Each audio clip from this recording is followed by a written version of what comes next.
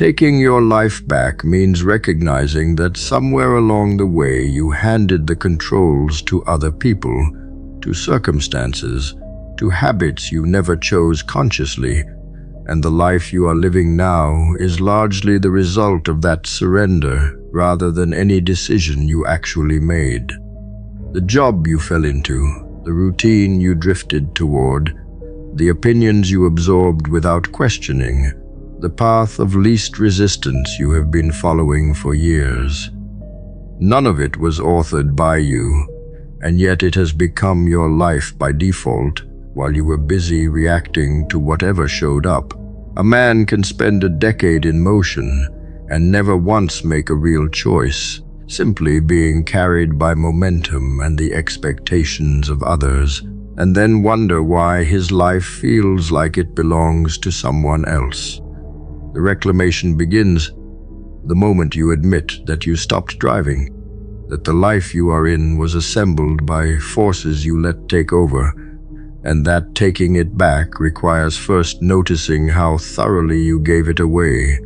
The clearest sign that you have lost ownership of your life is how much of your day runs on autopilot, governed by habits and reactions you never deliberately installed, so that you are less a person making choices than a machine executing programs written by your past self and your environment. You wake and reach for the phone without deciding to. You eat what is convenient rather than what you chose. You spend your evenings the way you always have because the groove is worn deep, and stepping out of it requires effort you have not summoned in years. This automatic living feels like freedom because no one is forcing you, but it is its own kind of captivity, a life lived on rails laid down by old decisions you have long forgotten making. Why this matters is that a life on autopilot is a life on someone else's terms, even when that someone is just the unconscious version of yourself from years ago.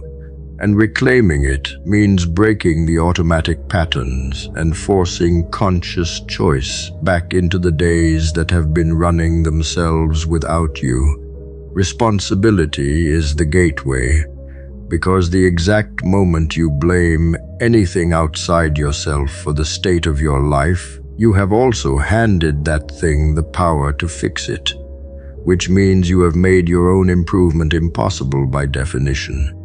The economy, your parents, your boss, your past, the unfair breaks, every external cause you point to as the reason for where you are is simultaneously a transfer of power away from yourself, a declaration that the solution lies in hands other than your own. This feels better in the short term because it removes the sting of fault, but it is a catastrophic trade, exchanging temporary comfort for permanent helplessness.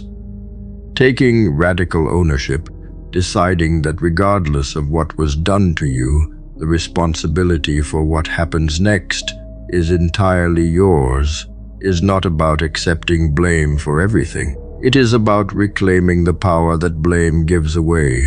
The man who owns his situation completely, fault or no fault, is the only man positioned to change it, because he has taken back the authority he was unconsciously surrendering every time he pointed outward. Other people have been making decisions for you that you do not even register as decisions, shaping your beliefs, your wants, your sense of what is possible through a constant influence you have never thought to question or resist. The culture told you what success looks like, and you absorbed it. The people around you established what is normal, and you conformed to it. The advertisements installed desires, and you experienced them as your own. Living this way means walking through a life designed by everyone except you, pursuing goals you never chose, wanting things you were trained to want, measuring yourself against standards handed to you by strangers. What changes when you see this clearly is that you can finally begin to separate your authentic wants from the installed ones, to ask of every goal and belief whether it is actually yours or merely something you inherited without consent. Taking your life back at this level means becoming the author of your own values rather than a vessel for everyone else's, and that authorship is where real freedom begins. The hours of your day are the raw material of your entire life.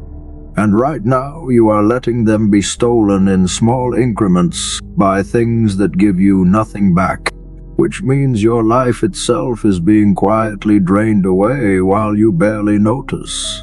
Time surrendered to mindless scrolling, to obligations you resent but never refuse, to the slow leak of distraction and avoidance adds up to years over a lifetime. Years that constitute the actual substance of who you are and what you accomplish. A man who does not guard his time does not own his life, because his life is made of time, and handing it carelessly to whatever grabs his attention is handing away the only material he has to build with.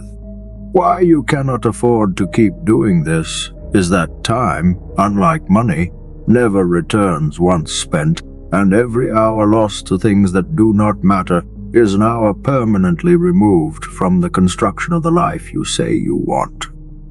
Reclaiming your time, treating each hour as the irreplaceable resource it is the most concrete form of taking your life back there is. Fear has been running far more of your decisions than you have admitted, quietly steering you away from the paths that would have changed everything, so that the life you have settled into is shaped less by what you wanted than by what you were afraid to attempt. The conversation you avoided, the risk you declined, the dream you talked yourself out of, the confrontation you swallowed, each one was a moment where fear made the choice and you let it, surrendering the decision to the part of you that wanted only to stay safe.